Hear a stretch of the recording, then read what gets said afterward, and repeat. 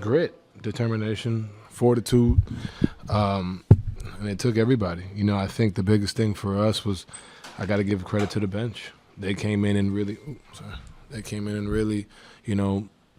changed the game. We were, you could tell we were a little mentally fatigued. We were definitely, going through it, and then for them to come in and kind of rejuvenize everything and just kind of play the right way, getting stops in the zone, rebounding in the zone, pushing, Ty Jerome being phenomenal. But that lineup really saved the day for us, so shout out to them. Kenny has done this a few different times when it comes to lineups, different combinations. He did it the other night in Brooklyn, going with a lineup that he's never used before. Tonight, all starters on the bench while those guys were in and you guys were down 9, and it flipped the game. What does it say about Kenny and the impact that he's had, especially early on with his decision making? Yeah, it's the trust factor. I think for himself, he's seen it. I hate to say, he did it to us in Utah. When they put Batum at the 5. And, that's what you're seeing with Dean Wade at the 5. You're seeing lineups where necessarily you're not seeing, but that's what the regular season's about. You're out here trying to figure things out. We're going to be in situations like this come the postseason. And if we just do it in the postseason, then you're not going to be ready for it. You don't have the reps. You don't have the game film. So for him to see that he's done it in Golden State, So for us, it's just being able to trust in him, and he's able to trust in us and those guys. And some things work, some things don't, but we won't know until you try them and do them. And, it's great that it's working through a bunch of success, But, I think the biggest thing is being able to be open, and then us as a team being selfless. We're on the bench screaming, and then when the starters are out there, they're on the bench screaming for us. That's what it takes as a group. But Kenny's been phenomenal with it and continuing to trust in everybody, so it's been great. Ty obviously had a rough go last year. He only played 2 games. He had the injury, plus 21 in 21 minutes tonight. Is this kind of what you thought you guys were going to get from Ty? No disrespect to Ty, that's my dog, but no. I knew he was obviously I know he's a really good player. I know he's capable of, but was he shooting 60 from 3? You know what I'm saying? And we saw it in camp, but he was the best player in camp. You know what I mean? So for him to continue to be that guy, and then my biggest thing is defensively. He had 3 steals tonight, being able to be in the right places. Offensively, again, being aggressive. He sets the tone for us. When he comes in, and then last game he comes in and dominates the fourth quarter. You know what I mean? So I know he's capable of that, but we didn't necessarily know that he was going to come in and start doing this. And now, like I said, there's a trust. There's a trust that's built, and he's dominant. He's done it in college. He's done it when we were 8. You know what I'm saying? So it's great to see him just continue to be that guy with the confidence, with the IQ. So yeah, it's definitely great to see. Donovan, only 8 teams in NBA history have started 12-0. Just how are you guys processing that? What does that mean to you? What do you feel about it? I kind of have two thoughts to that. My first one is obviously, yeah, it's great to be part of history. You don't want to take those things for granted along the road. When we're doing it in various ways, we're doing it in ways where we are blowing out teams, where we're winning from behind, we're winning close games.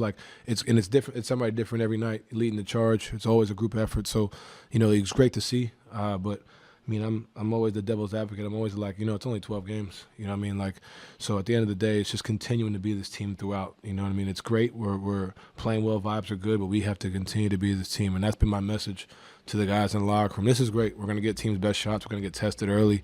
But are we going to continue? And I have no doubt we will, but that's been my pick. Are we going to continue to be this team January, February, March, April? You know what I mean? So, that's been my thing. And I think the guys all feel it. But it's great to enjoy these moments, too, while you're still having a, humble approach to it. Steve. Donovan, there were repeated instances of you guys making the extra pass. Has that been a wrinkle of your team all season? And what does it take for a team to get to that point where they trust that process? Yeah, that's ultimately what's had us, the success, the selflessness. For whether it's myself, it's DG, it's Evan, it's Jay, it's Isaac, it's whoever, coming in and making the right play, the winning play. At the end of the day, like I said, when we bring this team back, we've had guys that we know each other. We know our habits, we know our work ethic, we know what we know everything about each other, and now it's being able to believe in each other consistently. And when you bring a group back that's been together for 2 years, you're seeing the growth. And Kenny's been a big advocate of that, just continuing to play that way, space, run, play for each other, and we're all bought into it. And that's been pretty much the message from day one. We just got to continue to do it. Donovan, Kenny just told us that he felt like DG didn't have his legs tonight. Mm. You guys were crying him out a little bit. Did that play into your decision to come out as aggressively as you did early on? And then can you take us through that spin move layup?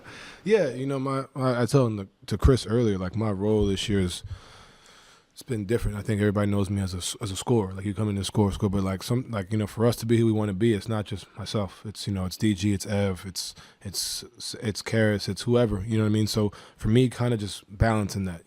Picking my spots, picking my games. Empowering everybody. But sometimes you gotta, like I told Chris, sometimes you gotta go, do what I'm paid to do. You know what I mean? Like come in those instances. And it's funny, we said that this morning and it ended up happening. But that's really what it's about. And tonight, you see that, and we have those conversations. And myself, he didn't say it, but you could see it. And I was like, all right, cool. I'm gonna be aggressive, set the tone. And the best thing about him, man, is like when it's him, I'm like, go, rock out, go, and then vice versa. Like it makes it so much easier when it's just, like I said, a selflessness aspect of it. And that's just my job as a leader to figure out where I impact the game tonight. And then the spin move. I wanted to dunk it, but he stepped up and let's made a play. Last year, Darius obviously was dealing with some injuries, but he started off so hot this season. Mm-hmm. And a couple plays down the stretch tonight, you just kind of let him take his way off the bounce. Have you noticed anything different from him this season?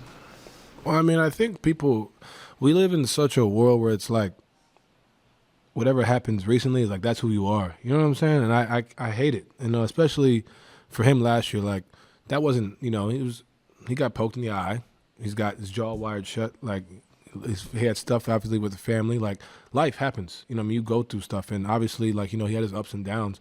But like the year before that, he was hooping. Like what I'm saying. So like we just saw how soon we forget, and that's what pisses me off, and that's why I'm so happy for him to continue to take. Like he won Player of the Week, and I asked him, I was like, you didn't win one last year. He was like, no. I'm like, that's one of many. Like what I'm saying, because this is who he is. I feel like people just automatically forgot, and we live in such a recency bias world, and I hate it because this is who Darius Garland is. This is why he was an all-star. This is why he got paid what he got paid. This is who he is. So, for him, it's great to see him continue to be this guy that he's been even before I got here. And I think that's one thing that we, him and I especially, we take pleasure in, because it's like, like people just forget. Like it's like what happened before just never happened. You know what I mean? So like it's great to see, and he's going to continue to play this way, and we're going to continue to empower him to be that guy, because for us to be who we want to be, we need it from him. Last one. Don, I know it's a team game, and most guys don't like to talk about themselves. But for you personally, 25, 5-5 career average, multi 5-6 year All-Star. Do you feel like you've gotten your just due? Do you feel underrated, or do you even think about it? I'm not going to lie and sit here and say we don't think about it. You're a competitor. You definitely want to be looked at and viewed as one of the best for sure. But at the end of the day, I haven't won at a high level. I've won a lot of games. I've accomplished a lot of things individually. But at the end of the day, you're right, wrong, or indifferent. You're judged on what you do in the playoffs and what the team does in the playoffs, not just yourself. So, that's the goal. You know what I mean? How do we find ways to win at the highest level? Conference finals. That's my mindset, and that's what it's going to take. You know what I mean? So, do I feel like I'm underrated? Yeah, for sure. But like, I can't sit here and complain. I ain't made a conference finals yet. I ain't made a finals. So like, I got to do something about it, and that's being the leader for this group, and then go from there. Appreciate it.